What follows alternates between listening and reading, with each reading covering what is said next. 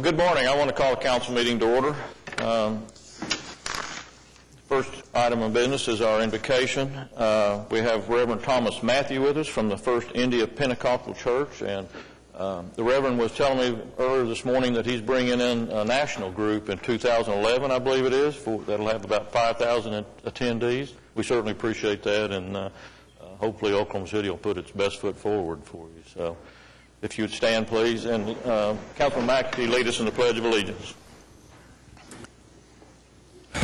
Shall we pray? Our gracious and almighty God, we praise you for this opportunity to invoke your presence and seek your blessings upon this meeting. We thank you, Lord, for your goodness to this great nation and the blessings that you imparted in the past. Lord, you have said, blessed is the nation whose God is the Lord, and the people that you have chosen. Yes, Lord, we've been blessed indeed, yet our country is facing new challenges, now in the form of economic meltdown, broken homes, violence, sexual immorality, and social strife. We humbly seek your intervention and blessings to deal with these difficult situations. Lord, provide the people and the leaders of this nation with an ever-increasing knowledge and fear of God in conducting themselves. Lord, we thank you for the people whom you have chosen and placed in position of leadership, both in the national and local level. At this time, I, as your servant, seek your special blessings upon the meeting of the officials of the City Council. I pray that you will grant them your wisdom, direction, and insight into the things as they deliberate on issues and make decisions. Lord, I also pray that every decision that is made here will be in the best interest of the people of this great city and for the nation at large.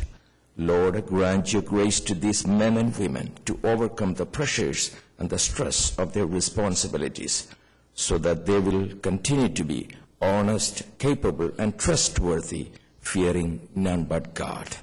This I pray in the name of your Son and our Savior, Jesus Christ. Amen. Amen. Face the flag. Salute. I pledge allegiance to the flag of the United States of America and to the republic for which it stands, one nation under God, indivisible, with liberty and justice for all.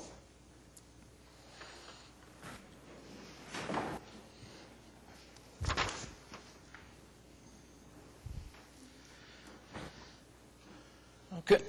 On to item 3, from the Office of Mayor, we have a number of appointments. Motion and a second. Any comments or questions? Cast your vote. Passes unanimously. Item 4 is a Journal of Council proceedings. We're receiving the proceedings from March 16th and approving the proceedings for March 9th. Motion and a second. Cast your vote. Approved unanimously. Item 5 is a request for uncontested continuances. City Manager.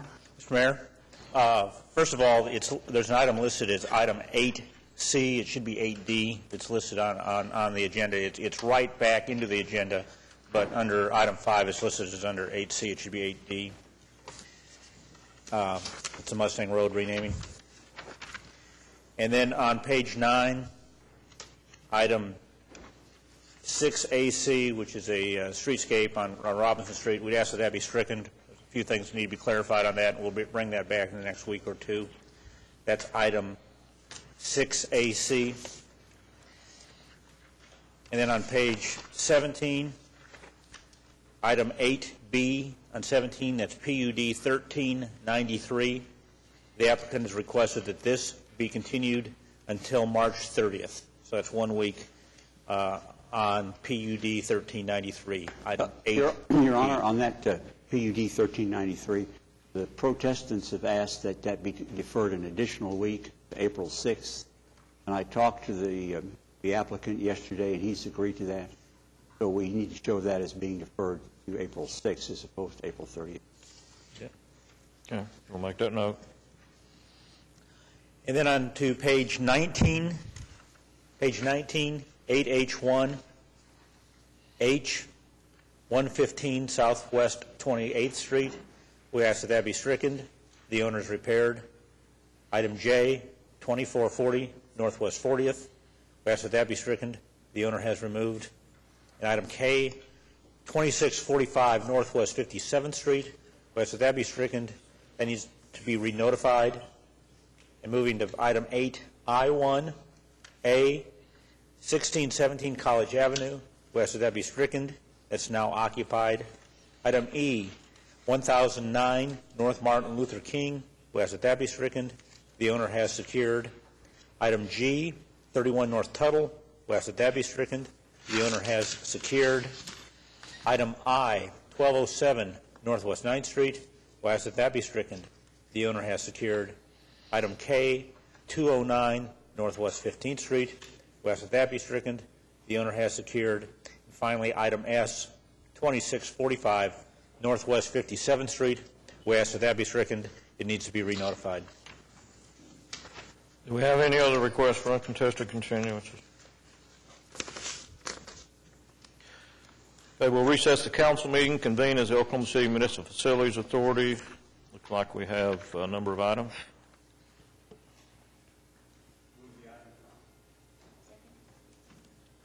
We have a motion and a second. Any questions or comments? Cast your vote. Passes unanimously. Adjourn OCMFA and convene as the Oklahoma City Public Property Authority. We have 2 items. Motion and a second. Comments or questions? Cast your vote. Passes unanimously. Adjourn OCPPA and reconvene the council meeting. I'm going to bring 8J up. These are a series of revocable permits, and we have some people here that want to speak on them. Thought we'd get them. Let's go ahead and vote on 8J1, American Heart Association, to hold the Oklahoma Start Heart Walk. Cast your vote. Passes unanimously. J2 is the Arts Festival. Have a motion and a second. Peter and DeLisi and Angela Cosby from the Arts Council of Oklahoma City here to tell us a little bit about the Arts Festival. First of all, thank you for passing the revocable permit. We appreciate that. On behalf of the Arts Council of Oklahoma City, we just want to thank the council and the city for the great partnership that we have with you to put on this event. All the hard work that you and many different departments under Mr. Couch that work on this event help us with this. We really couldn't do it without your support and without your help. And I want to introduce Angela Cosby. She's our festival director. She's going to tell you a little bit about the event.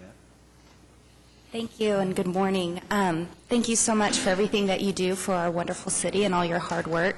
We're really excited about the 44th Annual Festival of the Arts. We have some new food vendors attending the event this year. We have new artists from all over the country and actually all over the world. We have a gentleman traveling from Russia, and we're very excited to welcome him to Oklahoma City. We're going to have some special exhibits that will focus on Oklahoma artists and Oklahoma art, so we're really excited about that. Please mark your calendars. You'll receive an official invite to the opening ceremonies, and directly following will be the officials' luncheon, where you can come and meet and greet with all the city officials and enjoy some wonderful festival food. Thank you. Yeah. Thank you. Looking forward to it. It always kicks off spring in Oklahoma City. Beautiful weather, 6 days, perfect weather. That's what I hear. Absolutely. It always is. Yeah. We have a motion, right? That passes unanimously. 8J3, Oklahoma City Memorial Marathon. We have a motion. We have a, is it Mike Bum? I don't see Stacy here. Yes, Stacy had a 7:30 meeting, so she's obviously running late. And Okay. this is for the memorial, obviously. I'm with the marathon. I'm one of the chairmen. This is our 10th anniversary, very special year for us. Every year we've grown, and we've become a very important part of the memorial funding on their annual budget. They need a little over $1 million a year. They do not get federal funding anymore, and our event has been a big impact to their annual budget. Last year, we gave the memorial a check for $435,000. Big impact for the annual budget, and we appreciate your support. Last time I was here, it was for an event for the raise funds for Haiti, and I have a poster this time, like I did last time, to give the mayor for his city fitness program. We're going to have a record-setting 22,000 participants this year. It happens Sunday, April 25th, and we have a staff of 6,000 volunteers that help us put on the event, support the event. The Oklahoma City Police Department is a big supporter of our event, and we coordinate with them as well as all the city staff that we impact for the event. And if you have any questions, I'm happy to entertain them. Well, we look forward to the event as always. It seems like every year we say it can't get any bigger, and every year it does get a little bigger. So it does. It's a huge event for Oklahoma City. We appreciate it. Where do the runners come from? I mean, do we have people coming from all over the world?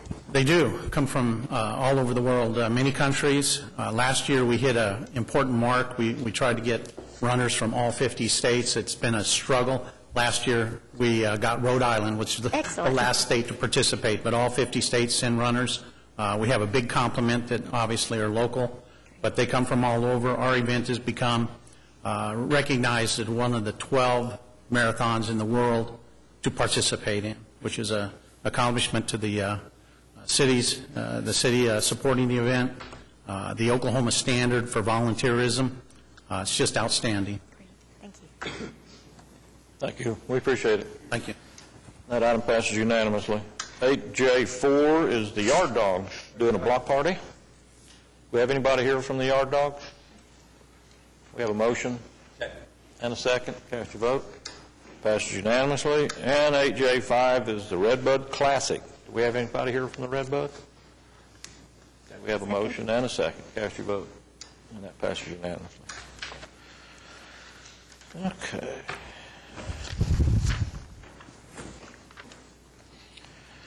Back to item 6, the consent docket. Move it subject to individual consideration. We have a motion and a second. Do we have any individual considerations? Your Honor, yes, I've got a couple minor questions. Item L and item S, VIS, and AP2. Okay. Anybody else? I got yours, Sam. Okay. Sam, why don't you start with AN and AO? AN and AO have to do with the study that we're doing jointly with ACOG and COPTA with regards to our hub study, and Rick Kane is here and Doug Rex from ACOG. And Mayor, I just ask if Doug Rex would come forward and just make a few comments with regards to progress on this exciting adventure. Thank you very much. Council, thank you all. Well, this study, as most of you probably know, I should say, but in the 2005 Fixed Skyway study, one of the recommendations was the location of an intermodal hub, a regional intermodal hub in downtown Oklahoma City. And we're very excited to be involved in this study. We are in partnership with the City of Oklahoma City and COPA in doing this study. We are the managing partner in this. And what we hope to accomplish in this is to actually recommend a location for the future regional intermodal hub that will be functional enough to interact with all present modes of transportation as well as all future modes of transportation. So it will be a true intermodal hub like most larger cities have, and we're very excited about it. We're in the RFP process right now. We have formed an advisory committee with representatives throughout the entire ACOG region. Councilman Bowman serves on that advisory committee.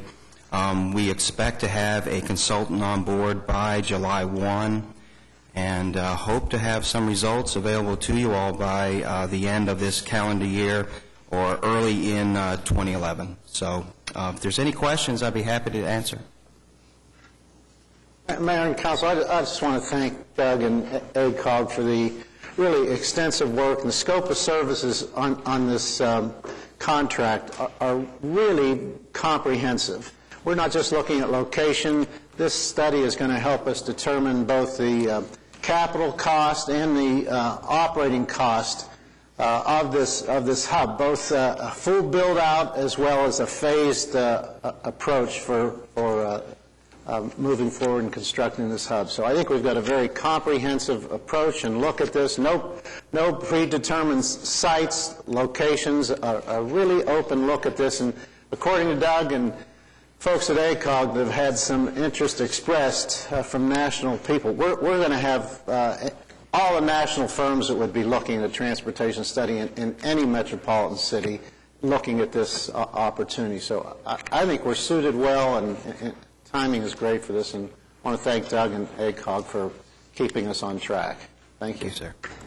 Thanks. Thank you. Gary, if I could just comment, Doug, I really do also appreciate the scope of this study. I think you know how important it is to be looking at this from a really long-term, big picture, and I'm excited to hear that we've got national interest. There are certainly experts around the country that have done terrific work. Oh, there are. We've had Intermodal countless phone calls asking specifically about the study. So I think we're in good shape. Good. Thank you very much for your... Thank you all. Thank you. Pat, you want to move on to your items? Thank you, Your Honor. Excuse me.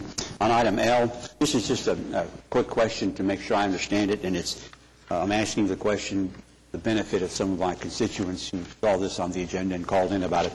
This is a project to do mowing of city-owned properties and detention ponds. I wanted to make sure that city-owned properties modified both properties and detention ponds. I'm sorry. I had a constituent call in. He'd seen this on the agenda, and he thought that it meant that the city was going to go out and take care of detention ponds, quote, in general. And as I read this, city-owned modified both properties and detention ponds. And so this doesn't indicate any obligation or intent on the city's part to mow privately owned detention ponds. You are correct, sir. I wanted to make sure, and I hope my constituents out there is watching, because that's just the reason I wanted to do this, because he misread the thing as it was written. On item SI, this is just a clarification. Typically, when utilities are located on city right-of-way and we require relocation due to construction, the utility is responsible for the cost of relocation. On this particular project, we're going to propose to pay for the relocation, and it says the city will pay for this relocation to be located within the public right-of-way, within the limits of an interstate highway. And does the fact that it's on an interstate highway change our policy or give the utility additional rights that will cause us to pay for it? I don't think that's the issue. I think the issue is that it's Southwestern Bell or AT&T, and we don't have a franchise with them like we do with OG&E, ONG, and other utilities because they were here before the city was here. Okay. Is there any chance we can renegotiate that sometime along the line? Because I don't think it's equitable to the city for the city to pay for relocation of utilities when they're using the city right away for those utilities. I agree with you, and I don't think it's going to be. We're going to be able to renegotiate that. Okay. All right. Just seems like it's a bad deal. I'm used to bad deals now. The final item is just another informational thing. VIAP.2 approves a payment for some damages that a vehicle sustained on a pothole situation. And the explanation for the city's paying this is a little bit different. It says that the alley behind the building where the accident occurred is a public easement. Therefore, the city of Oklahoma City has a duty to maintain that alleyway and is liable for the claimant's damages. And I'm not sure I understand the distinction between the alley and a street. You'd have to know. Excuse me. You have to know a little bit. There's not really any difference between an alley and a street, but you have to know more about the facts of this. The facts of this is that it is a public alley. The city does have a duty to maintain both alleys and streets, and this was just a huge gaping hole. I mean, we just determined that it was such a giant hole that the city should have constructive notice that there was a defect in that alleyway. I could make the same argument for some of the potholes that exist in city streets as well. And I thought the fact that we used to hang our hat on the fact we needed prior notice in order to pay for these. Did we have prior notice on this particular instance? We thought you had constructive notice because it's so bad. I mean, this... Well, I think we're plowing a new ground with that kind of philosophy. Maybe not, but it seems like as many city vehicles as we have going up and down streets all the time, and we claim that we had no prior notice of that particular pothole, it seems like using this kind of logic opens us up to accepting claims for damages on potholes that are significant, and we, quote, should have had notice of it, and we didn't. And I just thought it was a little different philosophy than we've used before, and I don't understand the difference. I think this opens us up to accepting liability for a lot of potholes that are just big potholes we should have had notice of. Okay. What item is this, Pat? Excuse me, item BIAP.2. Claims for denial. Claims for approval. We have paid this claim. Well, actually, it was confession of judgment without admission of liability, and I guess that's a little different maybe from a legal standpoint than paying the claim. No, however, it seems like it gets to the same point. Yes. If you had to contrast it with the ones that are on for denial today, those potholes just developed over a short period of time, and the cars hit the potholes before, and they weren't even that big a pothole. So we just thought under this particular situation that it was obvious that... Well, what is the pothole size that distinguishes it from obvious to need of notice? Is it 2 feet, 7 feet? I think, like I say, we're just opening ourselves up by being, in my mind, inconsistent, to opening us up to some additional claims for damages based on what we've done here. If you'd like us to go back and strike this and look at it again, we'll be glad to do that. I just wanted an explanation of the rationale for it, and you've given it to me. I may not... I think it was an excellent rationale. I may not agree with it, but the quality of it was very good. So thank you. Brian? Item T, I just wanted to bring notice to the citizens in South Oklahoma City of this. This is something that we've been working on for probably, a year and a half or so. OG&E located a main transmission line pole, and when I say pole, it's like a 10 feet in diameter pole in a line of sight of turning traffic. And so, working with OG&E and Department of Transportation, since 134th is a state highway, we have come to an agreement, and OG&E is going to pick up the bill for putting a stoplight there to try to protect what was already a dangerous intersection and made it even more dangerous. So just I wish Ray was here because I'd give him a personal thank you. But thank you to OG&E and ODOT for their work and getting this taken care of. Okay. Do we have any other? Gary, if I could, I'm sorry, I wanted to just mention AK. And this is a lease agreement with Oklahoma Shakespeare in the Park to move their production this summer to Bicentennial Park. For the last couple of years, they've been performing on the Myriad water stage. And with the closing of the Myriad for its renovations, Shakespeare in the Park is going to be moving to Bicentennial Park at 500 Couch Drive. And so I just wanted all the citizens to be aware of that change. Okay. Do we have any others? Cast your vote.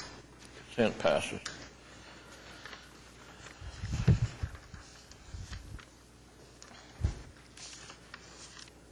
Item 7 is a concurrence docket. Have any comments or questions on the concurrence docket? Cast your vote. Passes unanimously. Item 8, item requiring separate votes. 8A1 is an ABC 705 at 4401 Southwest 15th in Ward 3. Larry? Yes, thank you, Your Honor. This is a new hotel, and this is to serve alcoholic beverages in conjunction with a restaurant. Unless there's any discussion, I'd like to move for approval. Any comments or questions? Cast your vote. Passes unanimously. And then, Your Honor, the applicant has suggested an emergency on this. I'd like to move the emergency. Cast your vote. Passes. 8A2 is another ABC 2 at 3117 Northwest 137th Street. Pat? Thank you, Your Honor. This is almost a mirror image of Larry's case. The last name of the applicant's the same, even. I'm not sure there's a relationship there. This is a hotel in an area of hotels and restaurants along Memorial Boulevard, and they're asking for an ABC licensed restaurant in conjunction with the operation of the hotel. And unless there's somebody signed up to oppose it, I would move for approval. We have a motion and a second. Any comments? Cast your vote.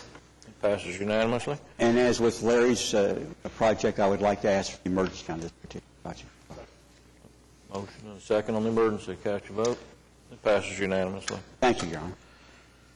8A3, PC 10245 at 300 Northwest 104th Street, going from R1 to I1. Sam? Mayor, we may have a protester on this. We had a recommendation from Planning Commission, unanimous recommendation, no protest at Planning Commission, but since then I think we've all received a letter from protester. Do we have a letter from protest? I did not receive one. I see Bill Collins is here representing the applicant, but if the protester is not here, do we have anybody here who wants to speak on PC 10245? Bill, I think I'm going to save your time unless less protesters here, because I don't see any validity in this. I've talked with Planning Commissioner on this with regard to their deliberations and staff, and find it in full conformance with the Northwest Sector Plan that we've adopted. So unless there's someone here, I'd move for approval. We have a motion and a second. Do we have any comments or questions? Cast your vote, and it passes unanimously. Applicant is requesting emergency on this. Request the emergency. Cast your vote. It passes unanimously. 8B is deferred to April the 6th. 8C, ordinance on final hearing for denial of an ABC 2, 3621 Northwestern. Sam? Applicant present.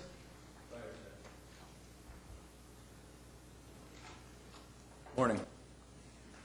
What would have happened back in Planning Commission is we had originally applied for an ABC2 overlay on a restaurant that we were going to put in on the corner of 36th and Western. They were not happy with our hours of operation and were not happy with the parking situation.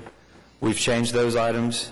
We've dropped our hours down from 4 o'clock to 11 o'clock, stopped serving at 11 on Thursday, Friday, and Saturday, and 10 o'clock on Monday through Wednesday. And we also have, the parking was up to code. We already had 16 spots at the space. We were only required to have 14 spots.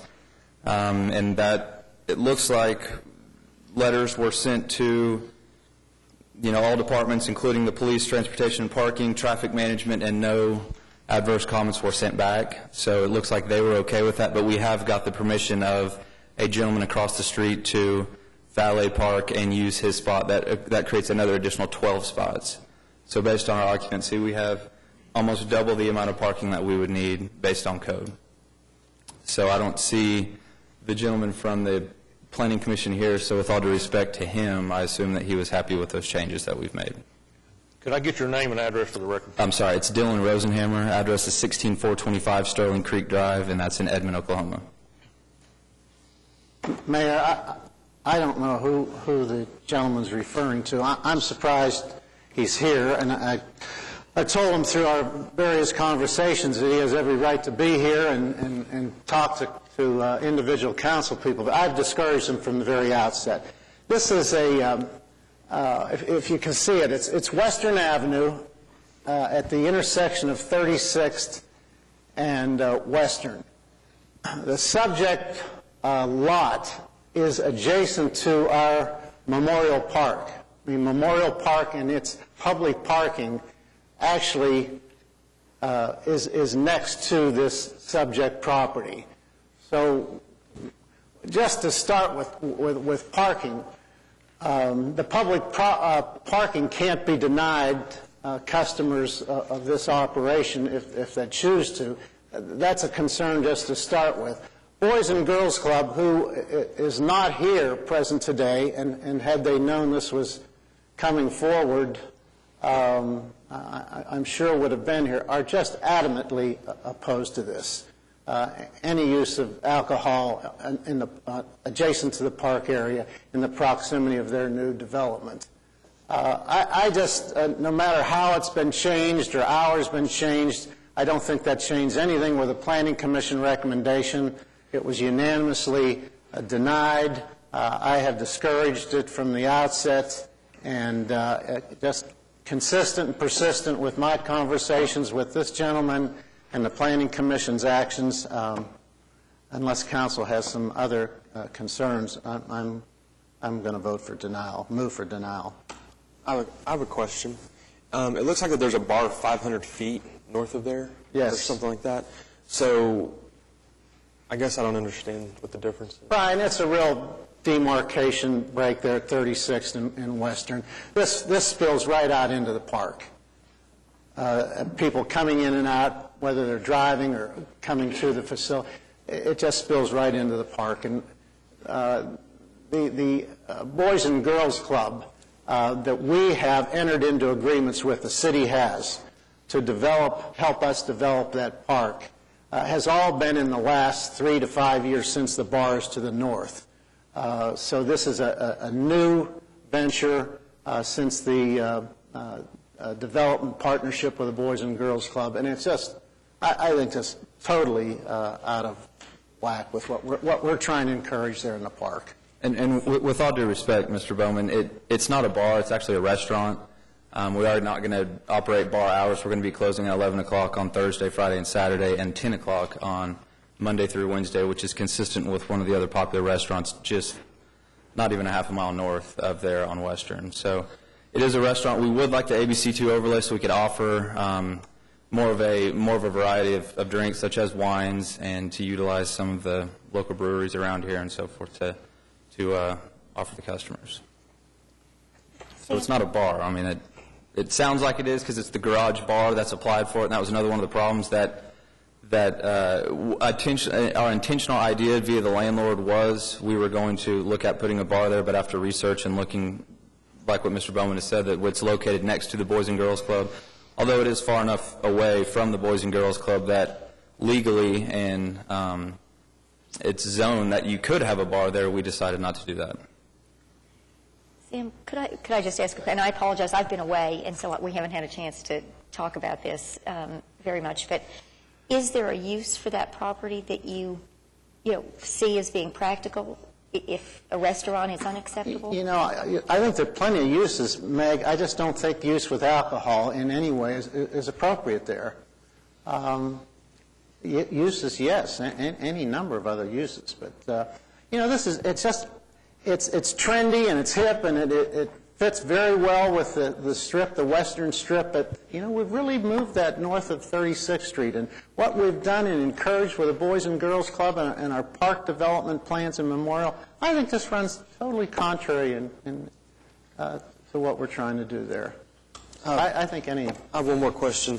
The lot just to the west is a zone C3, is that correct? Could they not just put it there and just pull a permit and put it there without having to come to planning to do so? Bob, still needed liquor. The ABC requires approval of recommendation of Planning Commission approval of council. So they can make application there, but they'd still have to come back. So it's just the ABC licensing that's the issue. It's not the zoning. It's okay. Right. Gotcha. Can I ask a question? Did I understand that part of the parking would overflow into the parking of the Boys and Girls Club? No. Originally at the Planning Commission, that was the assumption.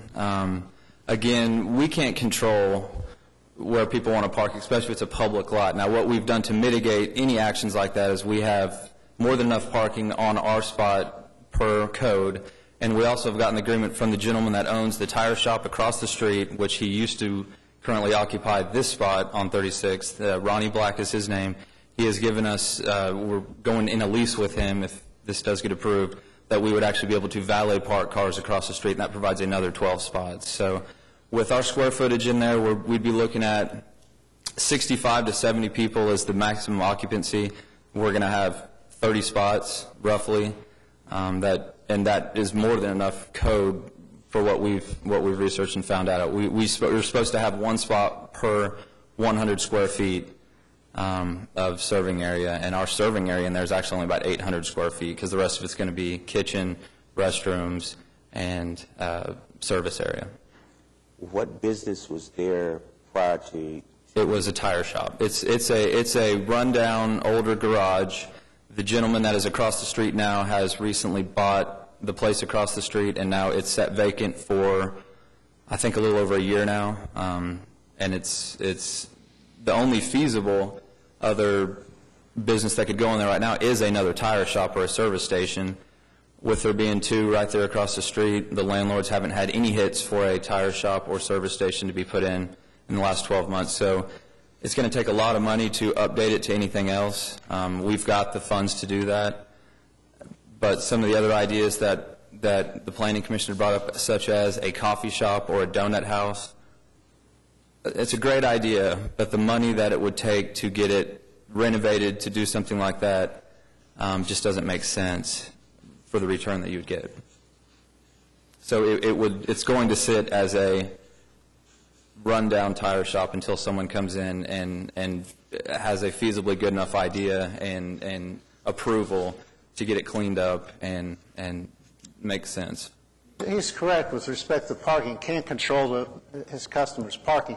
The lot, the parking lot that we have recently improved, resurfaced in front of the Boys and Girls Club, enters. You enter it at two ends, north and south, and the north entrance is right adjacent to the property that we're talking about. So the parking lot, you come in there and you immediately have access to public parking. So it's next door, Skip, and it's right. There is a wall that's separating the two, and it's not directly adjacent, connected to it. It is down the street a little bit. I mean, to your knowledge, is there a problem with parking from the other retail or bar areas that are going into the Boys and Girls Club that you know of?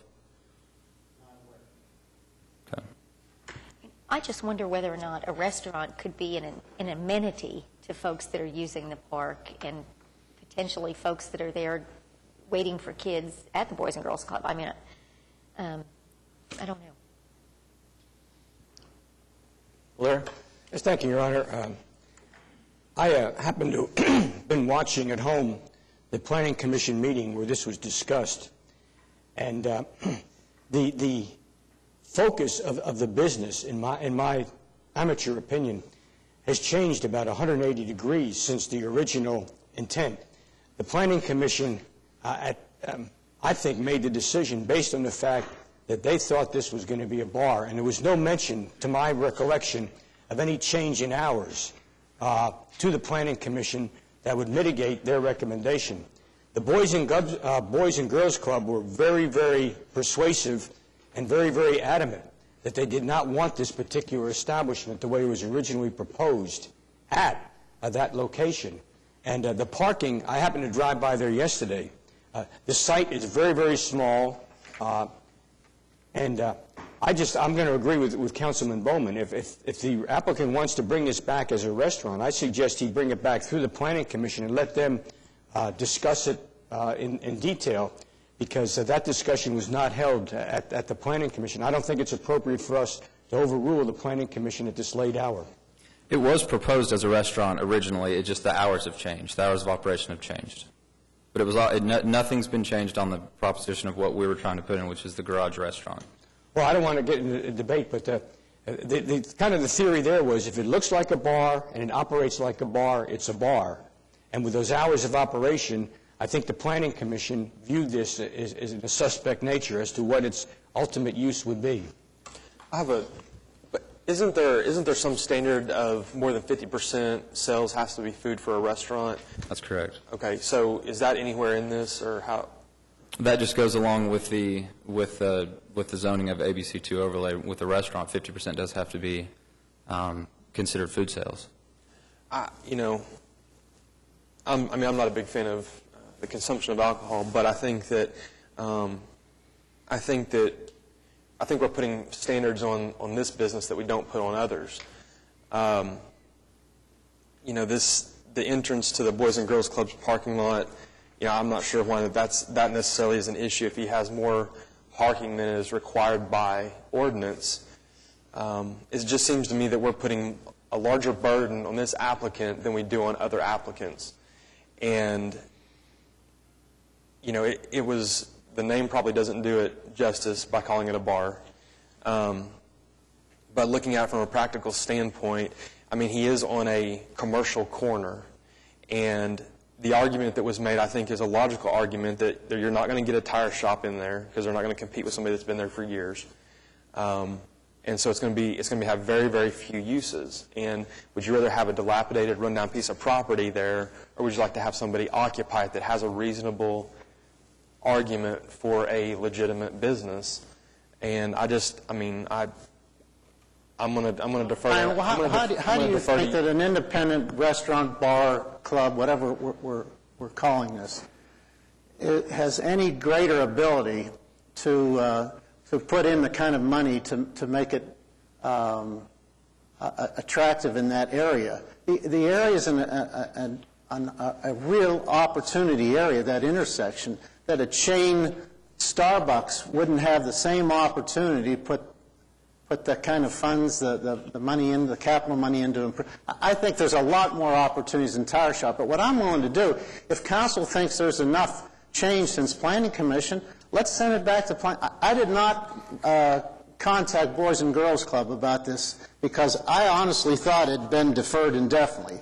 The agenda shows this item incorrectly, deferred indefinitely. It was the next item. That's why they're not here today. Well, so if there's enough question, I'd be happy to, because I think it needs that kind of review again if we're going to give it some serious consideration. Because I think it would be fair to him to send it back. But let me answer the question. And the question is that when you're running a business, you have to make a profit. You can't just sink indefinite cost into something and hope that it works out. His reference to coffee shops and donuts, you'd have to sell a lot of donuts to renovate a building like that. I would imagine that there's probably a lot higher margin on a restaurant and a lot higher margin on alcohol sales, which is part of a restaurant. And so the numbers just don't work. It just doesn't. You can't just assume that anything goes in there can put the money into it and get it back. It just doesn't work that way. So I would be much more. I would like the opportunity for him to have at least be able to go back to planning and go through with the idea that it's a restaurant that's going to serve alcohol and not a bar. And that would be my preference than just to deny it today. Bob, let me ask you a question. Do you feel planning understood the intent of this as far as a restaurant serving alcohol as the gentleman indicated, or would it serve to go back? Is there anything that they're going to hear that they didn't hear the first time around? I think the only thing that would be different would be a commitment for different times. You don't have the ability to modify the times through the ABC process. He'd have to do an SPUD where he would lay out those hours of operation to make them enforceable. I think that the Planning Commission felt that they were concerned that the appearance was with those hours of operation that it may operate as a bar, and that was one of their concerns, and then parking was a concern. But what I hear you saying is this would have to change from a simple ABC request to a SPUD in front of planning to get those hours accommodated. Is that correct? If the hours are an important piece, which I think they would be, it'd have to be an SPUD to control that. Can we simply send this back without voting it up or down, or do we need to deny it now and let him come forward with an SPUD? You can refer it back to Planning Commission, then we'd have to modify the application, send new notice as an SPUD. Now, I'd ask Kenny, if he doesn't want it sent back, then I think you can take an action one way or the other. Correct. When was the changes in reference to your statements to us on the parking and the hours? Was this ever communicated to anyone else, or is this the first time it's been disseminated to? Yeah, the parking situation has never changed. We had the agreement of Mr. Black across the street when we originally came to Planning Commission, because we knew that was going to be an issue. So we already had that. I mean, if we refer back to the minutes of the Planning Commission meeting, you'll see that we had that agreement in hand at that time that we could use his parking. So parking has always been taken care of. The hours of operation, we changed that the day that it got declined. We decided that it was brought as a restaurant. We presented it as a restaurant. We weren't sure about exactly what the hours were going to be yet, so we went with the most aggressive, saying that everything else around there, the bar across the street was open till 2, so we were going to try to compete with that. But we did since change that when we found out that we didn't think the Boys and Girls Club had any protest at all. So we thought that how it was zoned, being on the commercial corner right there, that we could put a bar right there feasibly and everything would be okay. And not a bar, a restaurant that was open till 2. The restaurant was going to cut off at 10. The bar area was going to stay open till 2. Well, when we saw the protest and we came to Planning Commission and noticed that that certainly wasn't going to work, then we changed our scope. Well, Mr. Rosenhammer, have you had any direct conversations with the Boys and Girls Club in reference to their concerns? I mean, I would think that a business that's come into an area that is at least sensitive to the issues of children, that, did you not consider sitting down and trying to have a conversation with them at all? I did not. My partner actually did, and not with the gentleman that came in here and spoke, but it was another, and I don't remember the gentleman's name, but my partner actually did sit down, and the opinion that he got was that everything would be okay, and he was excited about it.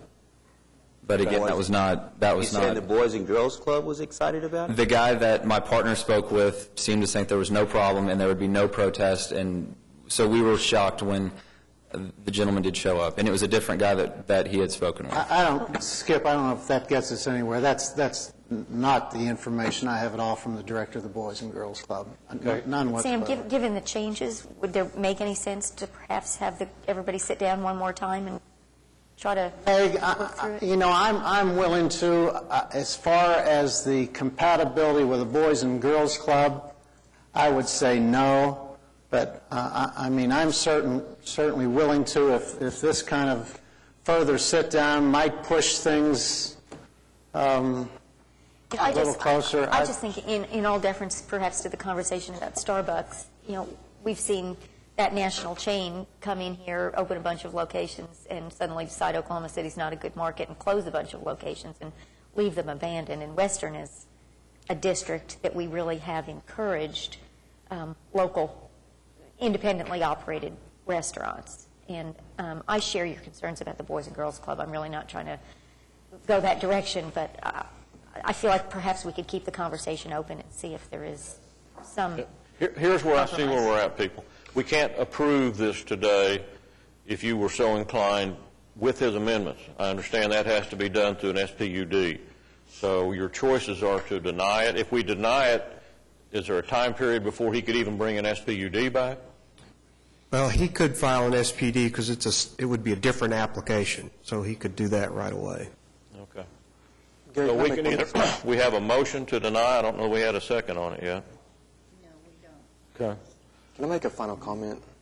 Or ask a question, actually? Sure. Ask a question. Sam, what is the percentage of legal protest? I have no idea. It's the Boys and Girls Club institution that parks themselves next to this proposed use, Brian.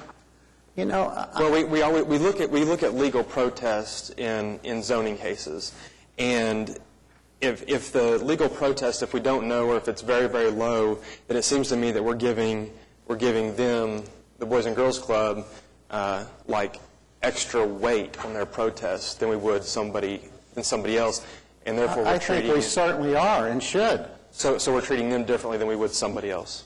In this instance, the compatibility of alcohol and children's program very differently. Yes. But for folks to say that, I'm not suggesting I have an idea what'll work at that corner. That's a good opportunity business corner. to say that a Starbucks would work, I don't know that that's it, but Brian, to use this example of a midnight donut shop, that can't make it, I know that can't make it go, but that's not just an intersection sitting out in nowhere. That's an intersection with some good opportunities, and that's, I mean, Mr. I'm happy to have it relooked at by the Planning Commission. We need to wrap this up. Pat, were you going to make a comment? Well, I was just to comment. I mean, one of the most famous bars in Oklahoma City is located a couple hundred feet north of that intersection, and the park's been there for years. The Boys and Girls Club went into that park knowing that that bar was there. It didn't appear to be a problem then. I don't know whether the Boys and Girls Club's opposition was based on the fact that there was going to be a restaurant serving alcoholic beverages or the impact on their parking lot. I think that would be interesting to hear. I think we ought to send it back to the Planning Commission, let the applicant revise his application to an SPUD to reflect the hours, and if that changes the Planning Commission's recommendation, it's fine. I've been to parks all over the world. I've been to parks where they have restaurants that serve alcohol in them, adjacent to a children's playground. There's no big problem there. And I don't think we're opening up a den of iniquity to attract the attendees of the Boys and Girls Club. Western Avenue is developing into a district that has a lot of pardon the expression, funky little restaurants on it, and I think that's appropriate. It seems to be very successful. You go to other big cities, and they have similar neighborhoods. I don't understand the opposition to a restaurant that serves drinks close to a park, but I do think it may be appropriate to send this back to the Planning Commission so we can reflect the change in hours that is more typical of a restaurant than it is a bar. Okay. I'd like to wrap this up. I have a motion to deny. Do I get a second? Okay. Any further discussion? Cast your vote. 2, 3, 4, 4 to 3. The denial passes 4 to 3. Thank you. It just goes back automatically by them, not automatically, but by. I understood Bob to say he could file an SPUD for review with the changes that he wants to make, and there's no time deferral on that because it's a different case. The problem is, though, it's going to cost him another application fee, correct, Bob? If we would have deferred it back to planning, then he wouldn't have to pay the extra fee. Okay, item 8D has been deferred indefinitely. 8E1, these are ordinances on final hearing. This is related to noise, so forth. There was a previous presentation on that a week or two ago. Move the items. We have a motion and a second. Any comments or questions? Cast your vote. It passes unanimously. 8E2 is related to zoning and planning for transitional living facilities. Do we have any comments or questions on it? Cast your vote. Oh, I'm sorry. Motion? And a second. Cast your vote. It passes unanimously. 8F is an ordinance on final hearing enacting a temporary prohibition on the issuance of special event licenses for South Meridian, I believe, the yearly thing that we do. Larry? Yes, so this is something that we've done for the last several years. The police, the owners in the area, the hotels, the restaurants have all requested this to try to continue to bring this under control. The National Street Hot Rod, they are in favor of it, so I would move for approval. We have a motion and a second. Any comments or questions? I have a question. Have the people out there renewed their interest in prohibiting these things? Have we had recent conversations with them? Yes. Okay, good. Thank you. Any other comments? Cast your vote. It passes unanimously. Item 8G, ordinance to be introduced and set for final hearing on March 30th. This relates to collection of fees as it relates to some of our building codes, I believe. Mr. Tiener's here to discuss that with us. Just a brief explanation of what happened here. In June of 2009, there was a state law amendment that created the Uniform Building Code Commission. Basically, that commission is charged with creating uniform building codes to be applied across the state. As part of that, they put in a fee, a $4 fee on each building permit that will be issued to fund their operation. Additionally, they added a 50-cent provision that the entity that issues the building permits can collect per permit to pay for their administrative costs of issuing and remitting that money back to them. So this ordinance is our 50-cent fee, or piece of that fee. Any questions? So we just get 50 cents? That's correct. Hey, 50 cents here, 50 cents there. You never know, Skip. Do we have a motion? I have a motion and a second. Cast your vote. It passes unanimously. Yes. Your Honor, I apologize. I neglected to ask for the emergency on the ordinance on South Meridian. With the street rod convention coming up in the short term, I would move for the emergency. We're back on 8F, a motion for emergency. Cast your vote, and it passes unanimously. 8H, public hearing regarding dilapidated structures. Do we have anybody here to speak on dilapidated structures?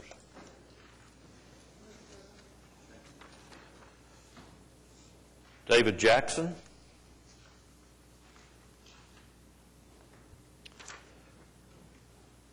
You give us your name and address for the record, please. My name is David Jackson. I live at 3005 North Robinson. And we're talking about the structure at 2820 North Robinson. And first of all, I'd like to thank the council for allowing me to speak on this morning. The house certainly, first of all, it is being worked on at the moment. I have a dumpster sitting in the backyard. The house has been cleaned out. The structure that is in the back of the house that has been cited as being dilapidated, it's being taken down. It will be down, it should be down by tomorrow, maybe today, but it is being torn down. I am working on the house. The city has been patient. I appreciate your patience. I will be happy to, provide pictures of progress. I'll appear before you once a week if you wish. I beg for some more time. I am working on the house. Okay, Skip, this is Ward 7. Yes. It's my understanding that the pictures that we're seeing now is the subject of the dilapidation? Yes. Dilapidated project? Yes, they were taken the 16th. And the owner states that you're presently removing the building? Yes, sir. The small building is coming down. The building up, but that building is coming down. Okay. I've cleared it out. It's totally cleared out. It will be down by tomorrow, maybe today. He's referring to the shed that's in back, I believe. Yes, is what yes, he's sir. I'm referring to that shed. So the shed is both of them are dilapidated. He's saying that he's going to remove the shed and he wants to work on the structure of the apartment. It is an apartment? That's what we classify it as. It's a Well, it was a duplex. I don't plan on it being a duplex anymore. I mean, it has been a duplex in the past. I'm not sure that it was originally that way, but it was for a number of years used as a duplex. How long have you owned this property? I have owned it for some time, sir, and I, like I said, the city has been more than patient. I certainly don't want to see the house torn down. I am currently working on it. If you wish to go over there and see, you can see that is the case. And like I said, I will be happy to report to you as frequently as you require. Which else can you... Well, I think the problem is he's been working on it since 07 without significant improvement, and that's why it's here today. I mean, if he wants to start in the next 30 days to, we'll take a look at it, but at this condition that it's in now, it's in danger of collapse. I am presently, I will have some structural support in the front of that house within days. I mean, I am working on that right now. The front part of the house needs floor joist, and I am working on doing that. If we leave it on today and no action will be taken by the city for 30 days, as long as you're showing progress within the 30 days, progress back to them, then they will not take action in the 30 days. But if they don't see any progress going on, then what we vote on today will take effect 30 days from now. There will be progress, sir, I promise you. Charles, with it sitting like this for 2 years, what would be progress in 30 days? Well, he's going to have to start with the foundation. That's what he was referring to, working on the foundation, getting the roof back on, and replacing the roof. I mean, if he starts that, gets the contracts in place, we'll certainly look at it with, at the end of the 30-day period. But is this the roof of the house, or is this the roof of the shed that you're showing right now? That's the roof of the house. Of the house. It's in bad shape. I mean, he's had, since 2007 to do this, and he just has not done any work on it of any consequence. Has anybody ever lived in this house since you've owned it? Not since I've owned it, sir, no. And you've owned it for how long? I've owned it since 98, sir. I have done work on the house. It wasn't extremely. It's still. I mean, it's obviously, you can see that it's not in good condition, but there has been work done on the house. I will continue to work on the house right now. I've had a lot of problems here, but I will continue to work on the house until I have a roof on it. We're going to put the structure in there. I will have some structure in there within the next 30 days, sir. Okay. We're going to leave it on for vote, and that'll give you 30 days. You need to show some progress. If not, then we'll take action 30 days from now. Yes, sir. I understand that. Okay. I appreciate the council's consideration. Thank you. We have any other people to speak on dilapidated? Your Honor, as I understand, are we deferring this for 30 days? No. No, we're leaving it on. But our actions don't take effect on these items until 30 days after we vote. Do we have a motion on this? Okay. Cast your vote. Item passes. 8I is a public hearing regarding unsecured structures. Do we have anybody to speak on unsecured structures? Need a motion? We have a motion and a second. Cast your vote. It passes unanimously. 8J, we've already approved all the revocable permits under 8J. 8K is amendment number 2 to standard specifications for construction of public improvements. Mr. Mayor, the biggest change to this is our policy regarding the electronic distribution of bidding documents. Since we've gone to that, and there's some other housekeeping measures that are in the specifications, but the biggest change is the electronic distribution of documents. Do we have any questions? I do. Mayor, if I could, just one quick question, and just a point of clarification. Is this a place that would need to include in any way our new ordinance requiring a 1% set aside for public art? This would not be it. Okay. Thank you. Any other questions or comments on 8K? I need a motion. And a second. Cast your vote. It passes unanimously. 8L, I understand we do not need executive session? Do not. This is a issue with the lack of, or folks that are not paying their hotel motel taxes, and this is to begin action for the collection of those taxes. Do we have a number of people who are doing the same thing?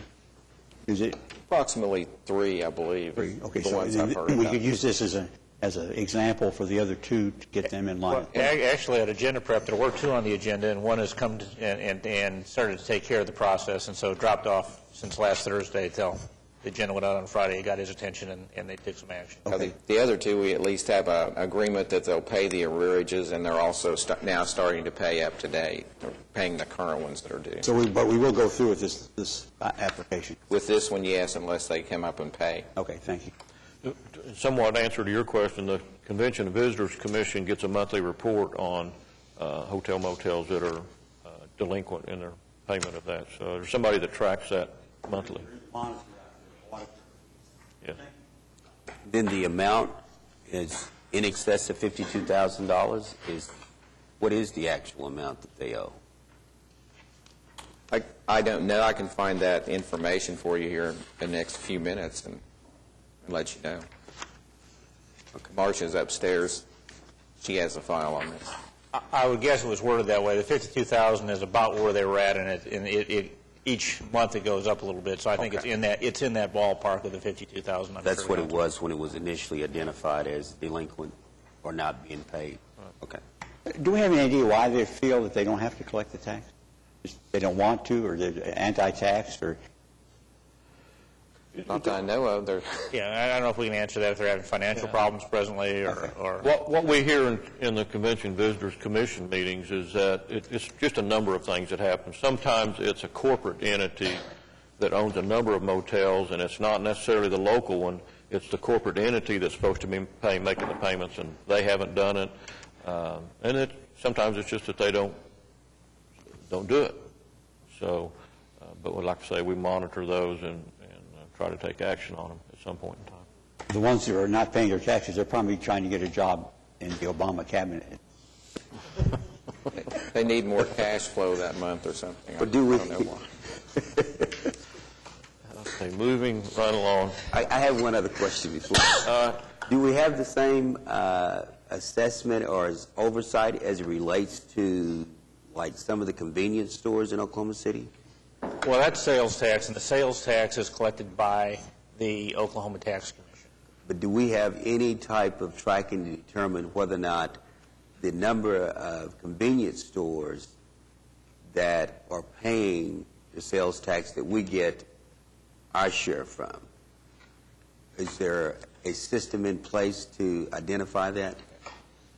And my concern is because I have an abundance of convenience stores in Ward 7, and I have been advised, and I think I have witnessed some of it, that these individuals are purchasing merchandise from other wholesale stores and selling it in their convenience stores, and they're not paying any taxes on it.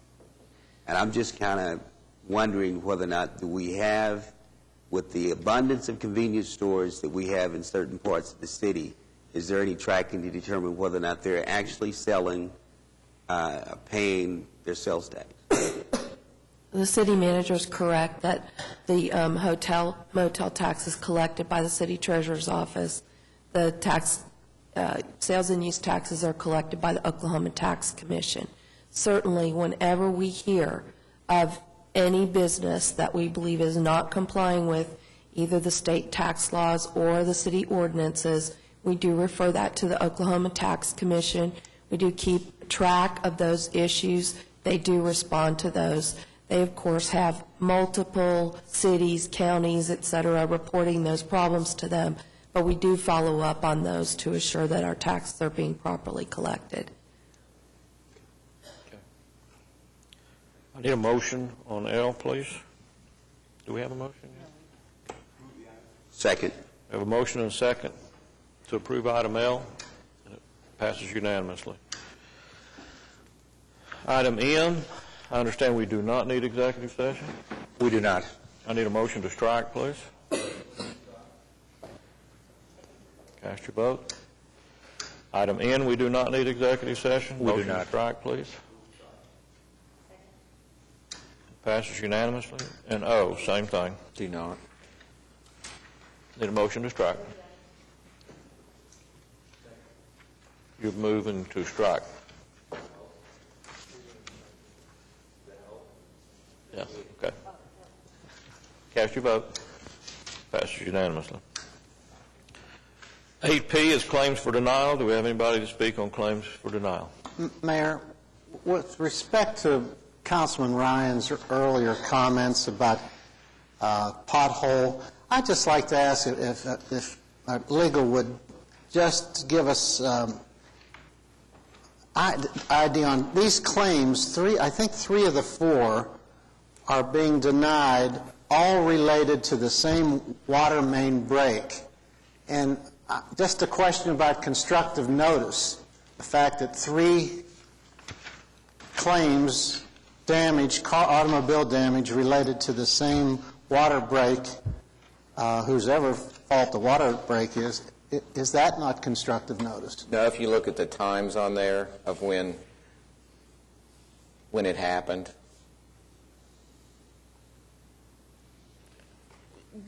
There was a water main break that caused the concrete in the street to cave in and caused the pothole, and the city didn't receive notice of this problem until 911 calls at 6:27. And line maintenance was immediately dispatched to go barricade the area. We had absolutely no prior notice before then that there was any problem with the main or the street in that area. Something I should say about the other claim, too, that Councilman Ryan brought up is the fact that this is obviously an alley that's being used by vehicular traffic, and basically we're not doing any maintenance on it. It's just obvious that it's sat out there for a long, long time without any maintenance, which is more similar to the situation where we had the lids on our, I forget what they were, it was related to water service. We had these lids, and we installed them and just basically did nothing to check them even past their useful life. So obviously we were doing nothing. We were not taking any action whatsoever. So here it was just this is a public street that we are maintaining, and you had a sudden water line break, and the potholes happened, and before the city knew anything about that, the injury occurred, or damage occurred to the vehicles.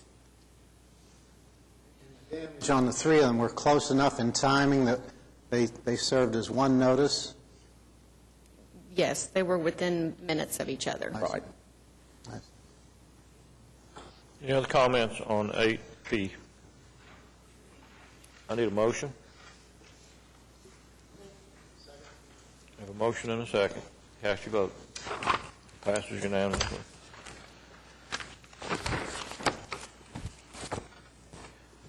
On to item 9. 9A is claims recommended for approval. We have a motion and a second. Cast your vote. And it passes unanimously. Item 10 is items from council. Sam, you want to get us started? Thank you, Mayor. I think we all may have received an email from Dwight Scott, Director of the Zoo, with regards to single-day attendance record during spring break. I was out the week prior, maybe some of you were, to just preview the new children's zoo attraction, and there's no wonder we set, the weather was good a few days, 2 or 3 of the days in spring break, that helped, but the attraction of this new children's zoo area is just magnificent. As soon as some of the flowering plants and shrubbery mature and take hold in there, it's going to be a sight to behold for all of us, not just the children. But it is a major attraction for, I think our zoo has just gone, wherever we were, up 5 notches with the opening of this. The other thing, Mayor, is in a couple of weeks, I think we're going to have the ordinance before us, first reading of the ordinance on outside cellars, the revised ordinance. And council in the last week, in small groups, have all had the opportunity, except for you, Meg, to visit with staff, our legal staff, on looking at the revisions. And I want to thank council. I think some very constructive input has been gained from that process. And I think we're going to have an ordinance coming back in a couple of weeks. It's going to serve us well throughout the city, not just in the Paseo area, but throughout the city. So, Meg, you're still going to get an opportunity to... Okay. Thank you, Mayor. Larry? Thank you, Your Honor. I'd like to compliment the folks in Windsor Forest for their excellent neighborhood association meeting last Thursday night and the hospitality afforded Joanne and I. They had a program at that neighborhood meeting dealing with the census that was very, very informative, going all the way back to the constitutional basis for the census and what the process is that they're going through to try to get an accurate count here in 2010. And I'd like to also encourage the residents of Meridian Hills to attend their neighborhood association meeting this week. And River Park has a meeting scheduled for Thursday night at 6:30. Looking forward to being with those folks. There's a neighborhood that is really attempting to do great things against great odds. And so I'd like to encourage all the neighbors in River Park to attend their meeting. Thank you, Your Honor. Ron? Well, I owe Dennis an apology because when I was thinking OG&E and ODOT earlier for the work on 134th and Portland, I didn't include Dennis, and I know that they worked tirelessly on it. So thank you, Dennis. I appreciate all your work on that. Meg? Nothing, Your Honor. Just happy to be home. Skip? Pat? Other than apologizing for my rather flip comment about the Obama cabinet, I have nothing, Your Honor. Okay. City Manager reports. I think we have a couple of presentations. We do have a couple of presentations this morning. The first is a presentation on Project 180, and Laura Story is going to give that to us.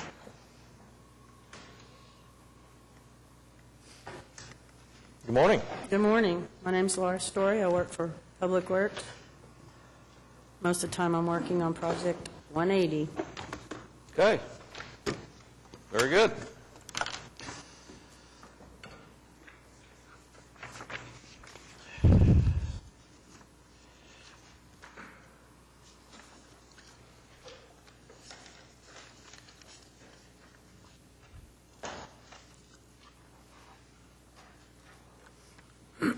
Okay, we have come before you guys once before with an introduction of the items that we were looking at with our steering committee, and today's presentation will follow up on the earlier presentation we made to let you know what we came to as guidance for our designers from the steering committee activity. So we just wanted to follow up, let you know where we are, and give you a taste of what you can expect to see with our first round of construction projects going forward.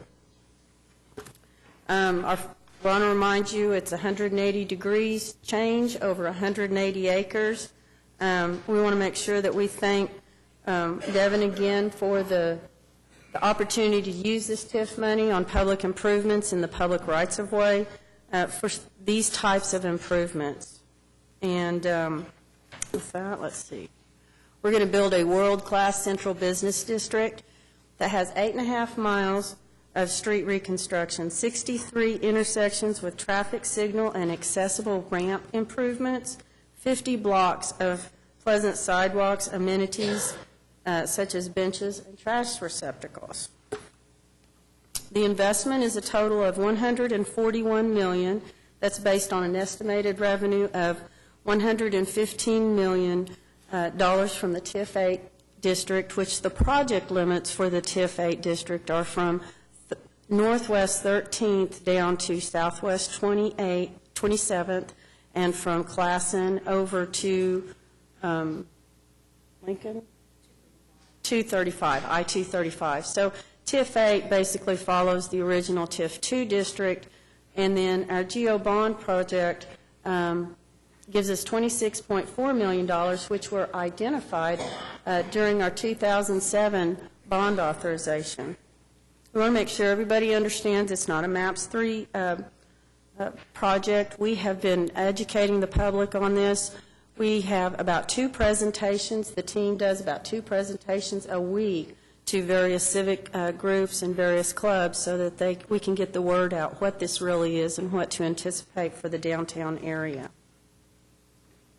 It improves our walkability. This is based on some efforts that were going on along with the time that Jeff Speck came to town and explained that Oklahoma City needed to improve its walkability characteristics. And it's being designed to create an entirely accessible downtown area for everybody. And we're going to create a uniform appearance in our design template. So we have grays and charcoals and tans throughout the downtown Project 180 limits. We're starting this spring. Our groundbreaking, or street breaking that we're calling it, is going to be in May 13th. And we're actually awarding some contracts at the end of April or early May, and then we will have our street breaking project. Our first phase, we're going to start with Robinson Avenue's Construction Award, which is between Main Street and Sheridan, and the Myriad Botanical Gardens, which will be beginning immediately following the Arts Festival. Phase 2, we go up to Northwest 5th, Robert S. Kerr, East Main, California, Sheridan, Robinson, the North Part, E.K. Gaylord, and City Hall. No, Phase 2, we're going to do the Bicentennial Park. I forgot to correct my notes. Here's an example of what we intend to start this first construction season. We're starting this spring with the Robinson from Main to Sheridan, and then the Myriad Gardens. And the remaining projects we will be phasing in. Hopefully we'll start some construction at awards at the end of July, so that we have these sequenced and keep the streets moving and keep our contractors busy. One of our challenges with this project is coordinating with the 26 various utility owners. These are distinctive utility companies that they all have their desires, and we're learning how to live in the same coloring box, basically. Our mid-block crossings, this is something that we have resolved between the traffic engineers, the transportation planning, public works, and planning departments.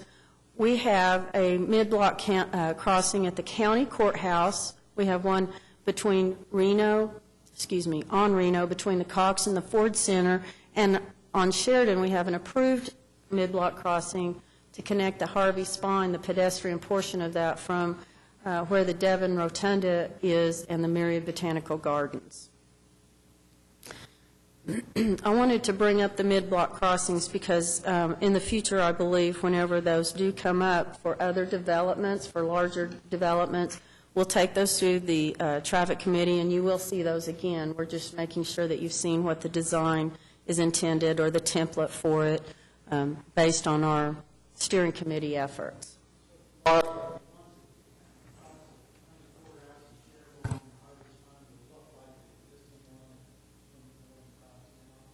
No, there's a little diagram to the left of the map there, and it's just a simple, we change the color of the concrete and delineate with the white stripe so that people can see that. We're still working through the signal notification, whether it's an actuated traffic stop or whether it's flashing lights. So we're still working through some of those details, but this is what the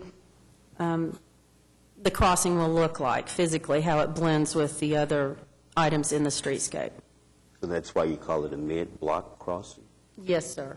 Just because you color the middle of the street? No, it's where the travel pattern has established itself, or we believe that it will establish itself. We designated it when we designed between the Ford Center and the Cox Center. The county has put theirs in based on citizens trying to get from the courthouse to the entrance of the parking lot, parking garage. So we're straightening that up and making that a lot more safe, a shorter route for the citizens to travel. So mentioning that in front of the county courthouse, does the city own the sidewalk? It's city right-of-way. In front of the county courthouse? Yes, sir.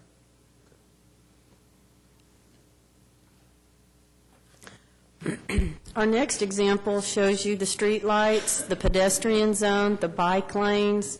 It shows a cross-section of the street scheme with our sidewalks and amenity zone, the the vehicular driving lanes, and example lights and signals that we have come to a conclusion on with our steering committee activities. Laura, may I ask you a question? On your cross-section here, you show a lot of trees. Mm-hmm. Are the plantings of these trees part of your Project 180? Yes, sir.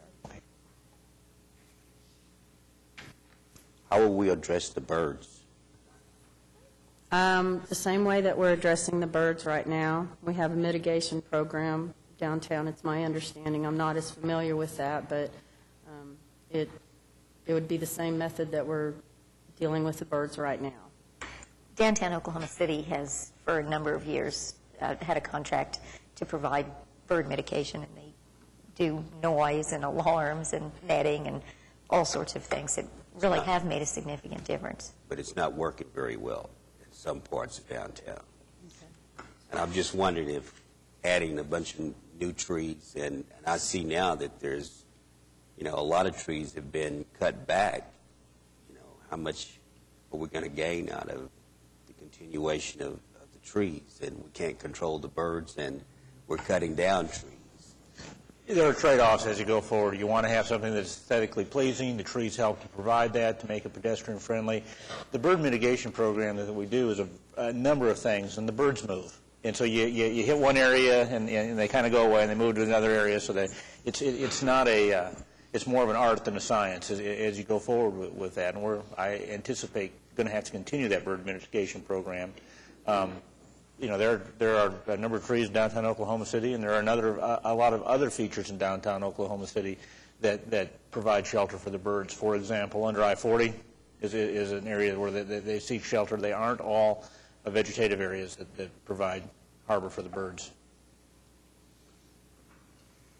Your Honor, could I just ask Jim on that thing, do we have a bird mitigation program citywide? Because as you know, out in the hospitality district on Meridian, there are literally thousands of birds that every night gather on the utility lines and on the signs out there that are really a distraction. Yeah, we do not. The one in downtown Oklahoma City is funded through the bid.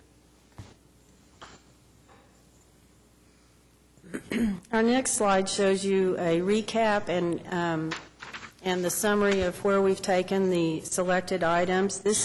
We've been showing a similar trash receptacle to you previously. This is the design that was settled on. Our bench is an iPay wood bench. It has a backless version as well.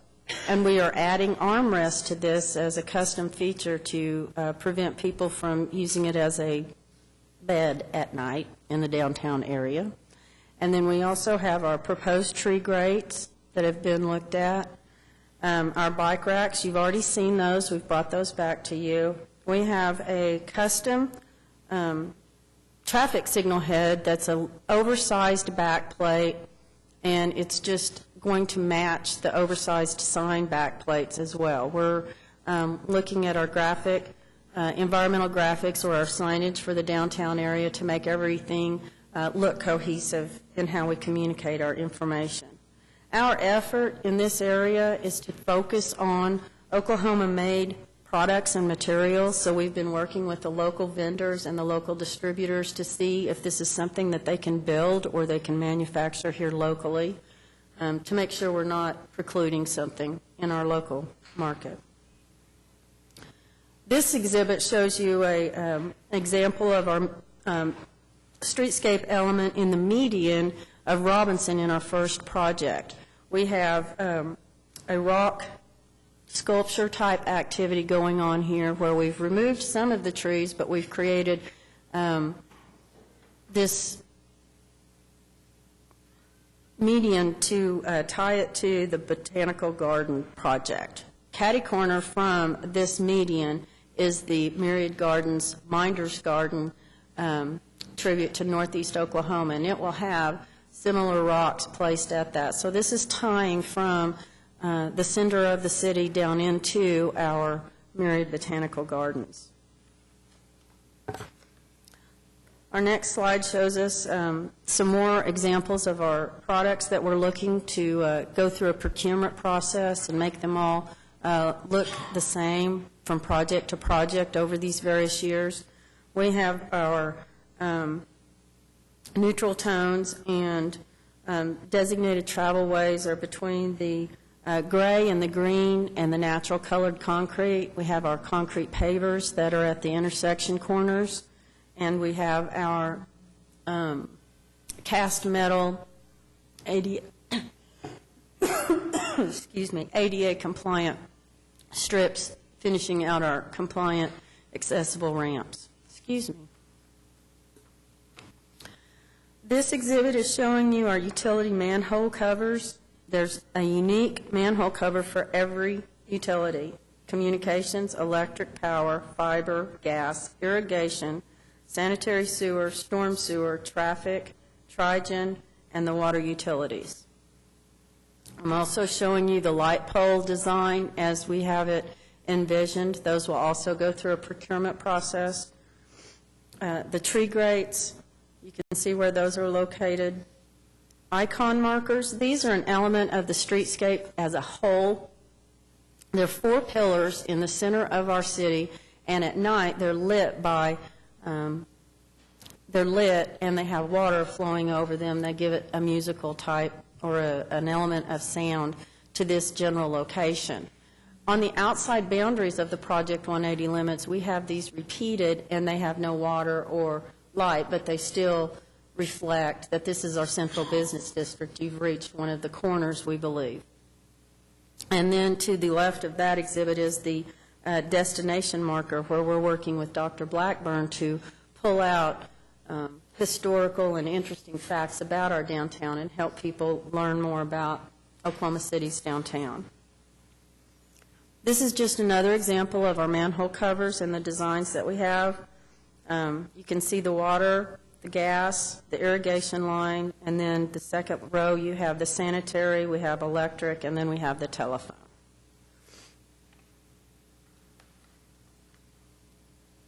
Here's a picture of our icon markers. They're the center of the city. That's what they're designating. They're designating a sense of place that ties into the rest of the streetscape. The design behind it is a nod toward our oil derricks and our inclination to need water. We were settled near the North Canadian River whenever we had our land runs, and the total number of markers is 8.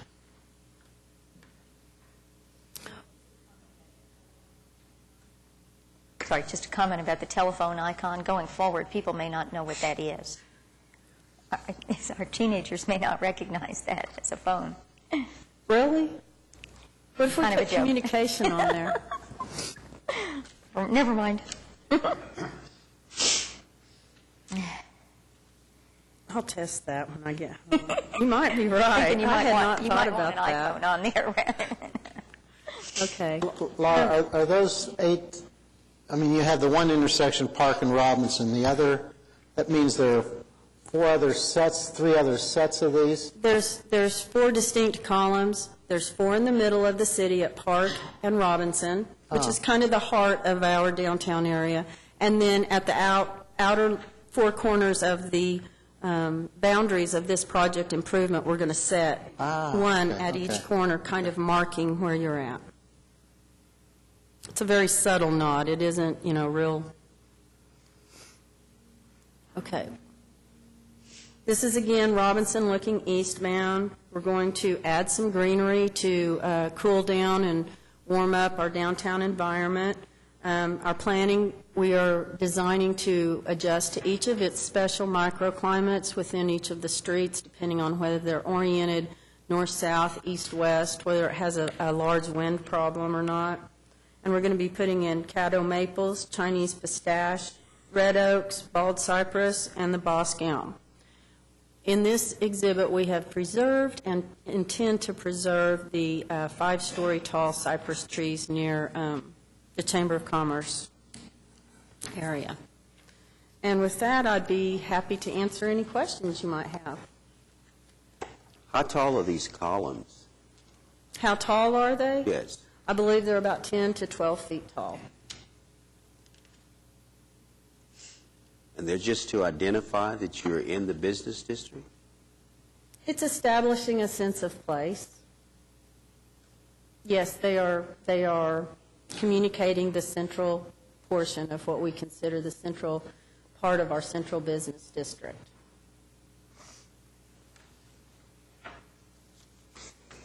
Question that really goes outside of Project 180, Laura. A citizen came up to me at a meeting last week, and on the streetscape that we did over in Northwest 10th Street, and then down also in the area of St. Anthony Hospital, he was commenting that it seemed to him that somebody was out painting the colored portion of that street on a regular basis. Is that going to be carried over into this downtown streetscape, or is that something we've learned in the past and we're not doing anymore? Okay, yes, we did that in the past, and that was actually stamped asphalt, and it was painted originally. And we've promised Mike DiGiacomo to never do that again because they have to paint that a lot.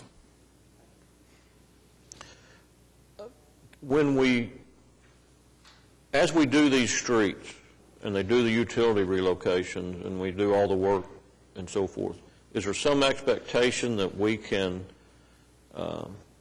not see them tear up the streets so much as they do currently? I mean, is it going to fix the issue of, seems like every week there's a different cut being made in our streets downtown for people working, and it's irritating when they, not only that the patches never seem to get back the same, but the manhole covers are always off, and I mean, it just, once we go through a street, can we assume that that street will look good for a while?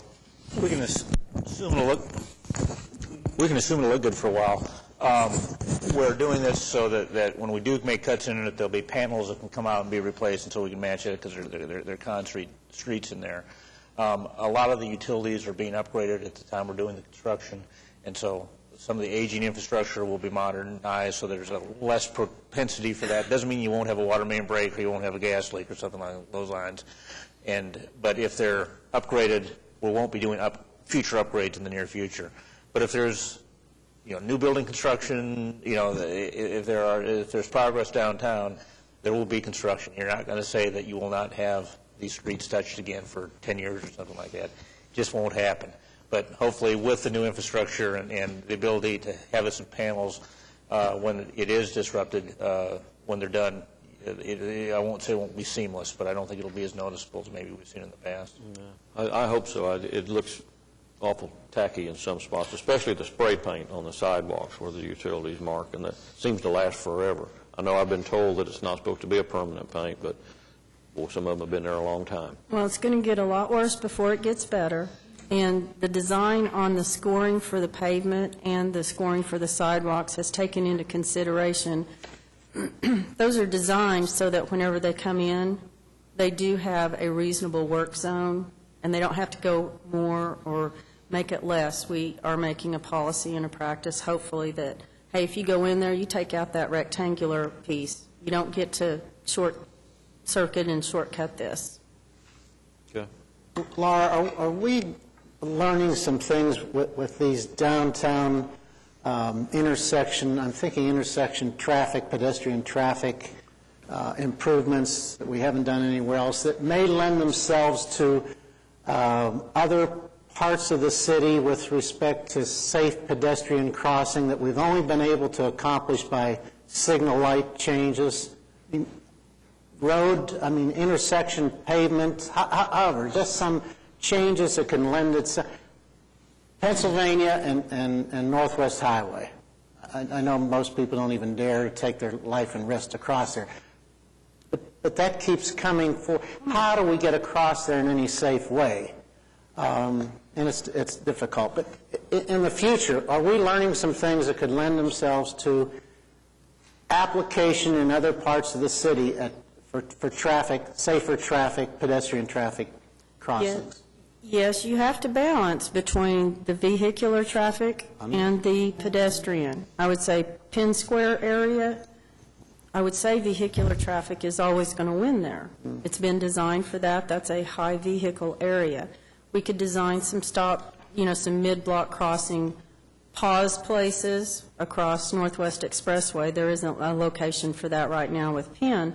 We could go in and do some of those things. It would have to be actuated by a pedestrian there, I would think, to be optimum.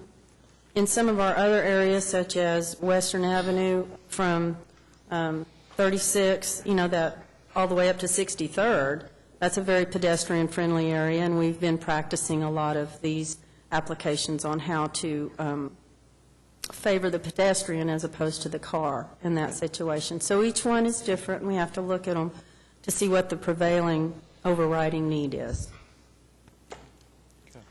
Has there been any consideration in scaling back on the cost of or some of the projects themselves in light of the economics that we are facing right now?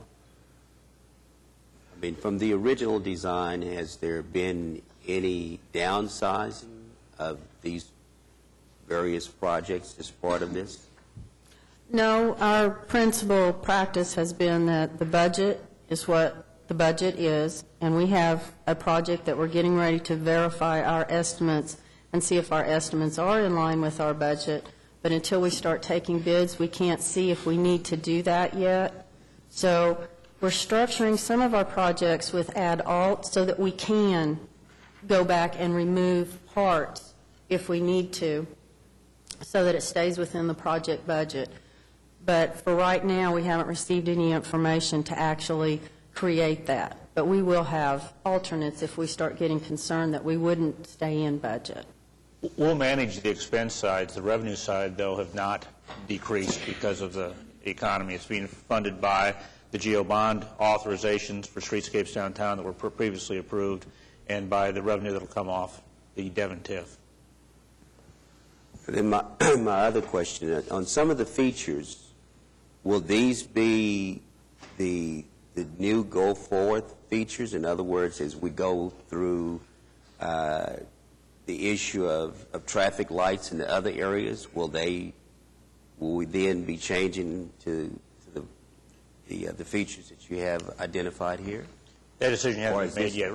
This is for downtown, and so we were making these decisions for that downtown area. If we want to make some changes in other features outside of that downtown area, that can be done. But that isn't what we're focusing on at this point. Well, my concern is similar to Councilman Mars. And like I was looking at these manholes, and it kind of like identified as custom manholes. And I'm just wondering, a manhole is a manhole, and all it does is cover a hole. What's the need to have custom manholes? It falls within the other things. We're trying to bring up the aesthetic value of downtown Oklahoma City. Okay. Anything else for Laura? Thank you, Laura. Appreciate it. Thank you. Another project that we've been talking about for a while has been intelligent transportation systems. We have an opportunity to blend some things we're doing in our traffic control with the public safety Wi-Fi system that was put in a few years ago. And Dennis Clowers is here this morning to talk about that.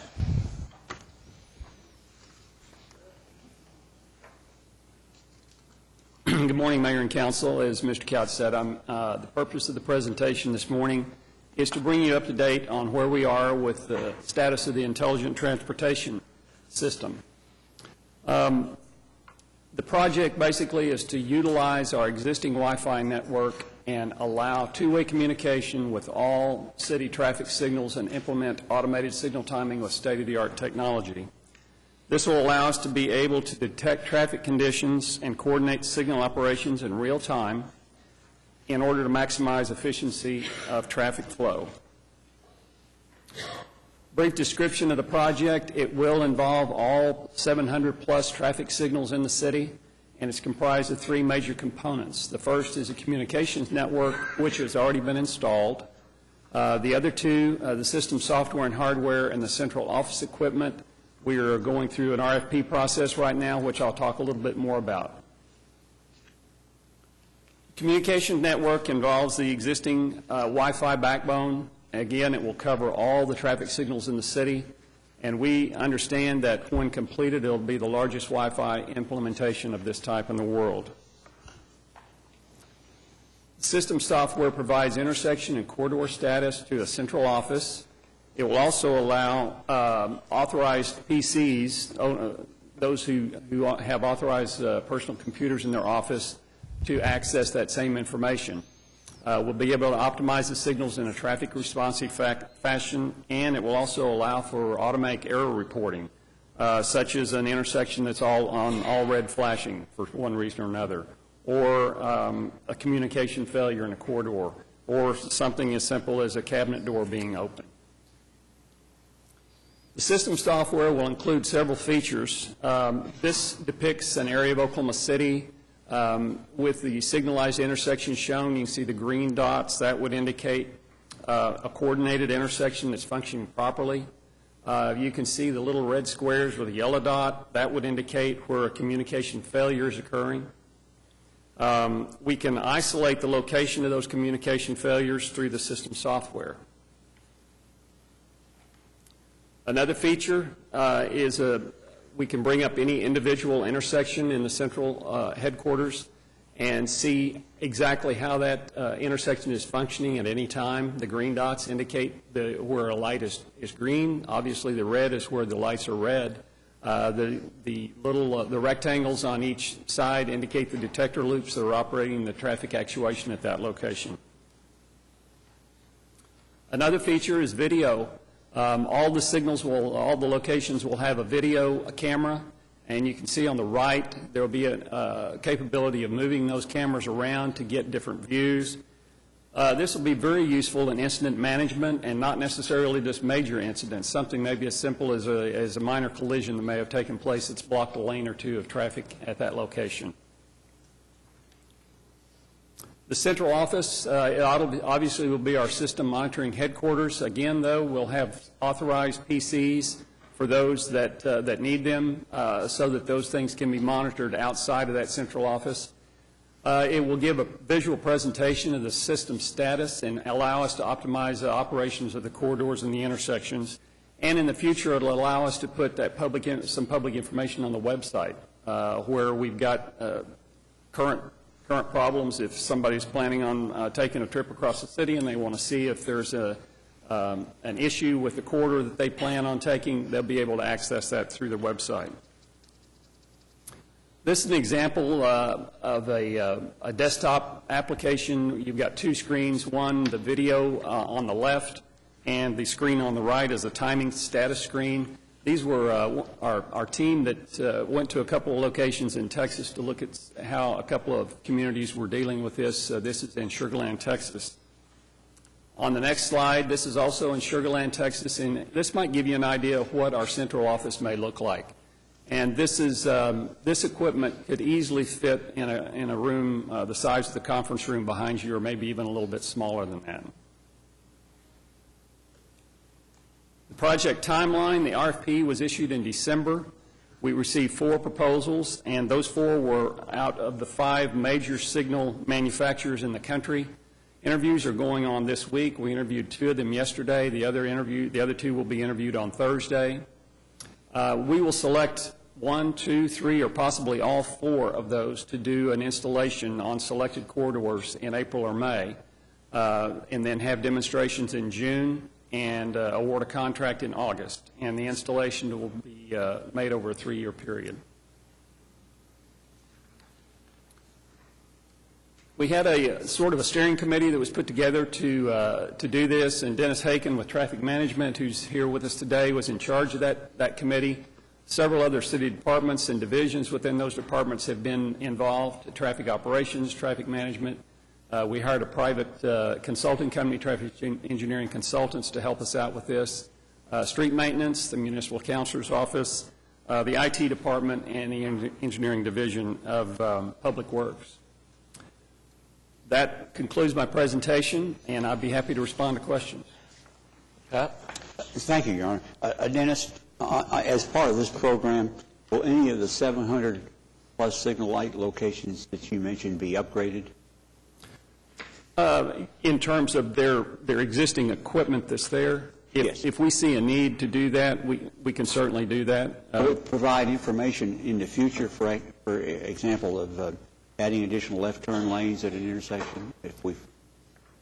Modifying the intersections in that way, adding left turn lanes will not be a part of this particular project. That would have to come from, am I understanding your question? That's a good explanation of my sort of poor question, but the second part of it is, will the information that we generate from this particular application, once it's in service, provide us a basis for deciding which intersections might need left turn lanes and so forth? It certainly would, yes. I've got a couple of questions, Dennis.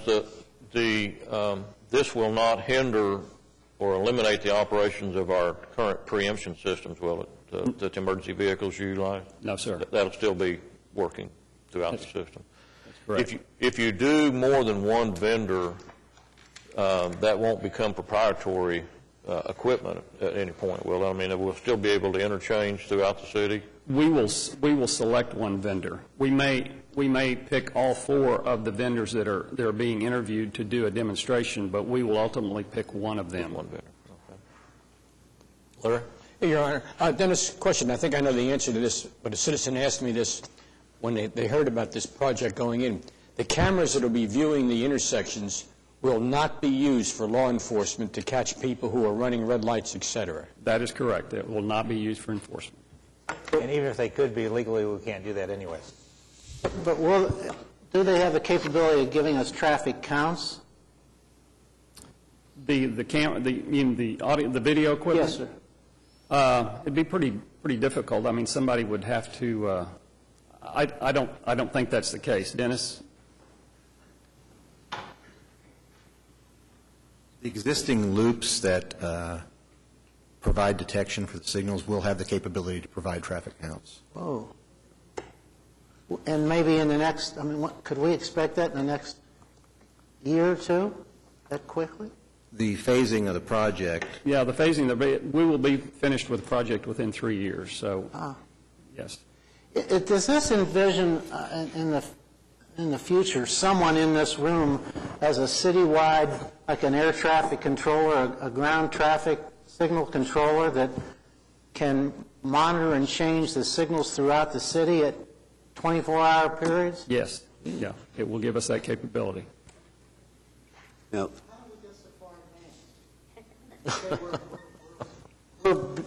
We'll be the largest city with the largest system. How do we get there?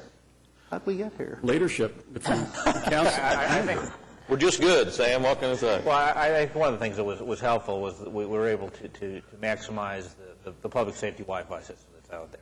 Being able to use that as a tool to go forward, we didn't have to duplicate those communication costs. So the funding for this is this GeoBond. Federal funds? No, this is a GeoBond issue. It's all GeoBonds. And the video, all cars will actually be videoed coming through the intersections that are. No, we'll have the capability to video, to actually see what's going on all 4 legs of any intersection at any one time. So a major accident or someone hit and run, I mean, that information as far as this video could be used for purposes of law enforcement, though, right? It's not intended. Well, I know that. I don't know if we're recording it, are we? I beg your pardon? Are we recording the video? No. Yeah. So it's just a video feed, So not a video feed. record. Okay. Are there any implications or opportunities for this Wi-Fi network to expand to computer technology, or could we use this as a citywide Wi-Fi network at any point? I don't know why we couldn't. Well, no, there are limitations on the Wi-Fi system. I mean, if for reliability, for example, there's a major event that it would preclude others from being able to use that. There's only limited access capabilities with the Wi-Fi system. Yeah. Any other questions? Thanks, Dennis. Thank you. Appreciate it. We're on to citizens to be heard. Steve Hunt. Your name and address for the record, please, Steve. All right, it's Steve Hunt, 701 Northeast 15th, and that presentation was an excellent lead-in to what I wanted to talk about. Basically, I'm following up on what Brett Weller talked about 2 weeks ago, which is a Google Fiber project, which is one of the most amazing things I have seen in a long time, and I know that the city is working on trying to get it. We've got 3 days until they decide. And I've seen a few things done, people, getting involved and talking about it, and I saw that it's up on the city website now to where people can go and learn about it and submit, their story as to why they think they should come here. But I just want to come up here today and make sure that each one of you has looked at this, talked to a business person in your ward, and talked to a couple of individuals, because this is huge. If we get this, this is just going to be as big as anything we've done in the past 20 years. One thing that I wanted to say about Google as a company that I think makes them perfect for Oklahoma City is that their involvement in communities and their political ideology is perfect for Oklahoma City. They have fought nonstop to keep the internet from turning into what radio and television have become through net neutrality. Net neutrality, what it does is it keeps the big companies from being able to control content of the internet, and they have done an amazing job keeping it open. I think all of you all know that radio and television in Oklahoma City, we really don't own any of our stations anymore. I've discussed the landscape of ownership. Channel 4 is a Texas company, Channel 5 is a Maryland company, 25 and 34 a Maryland company, and 43 is also a Texas company. And then Texas companies and Nevada companies own our radio stations. So it's very hard for us to tell our own stories. But through the internet, it's wide open.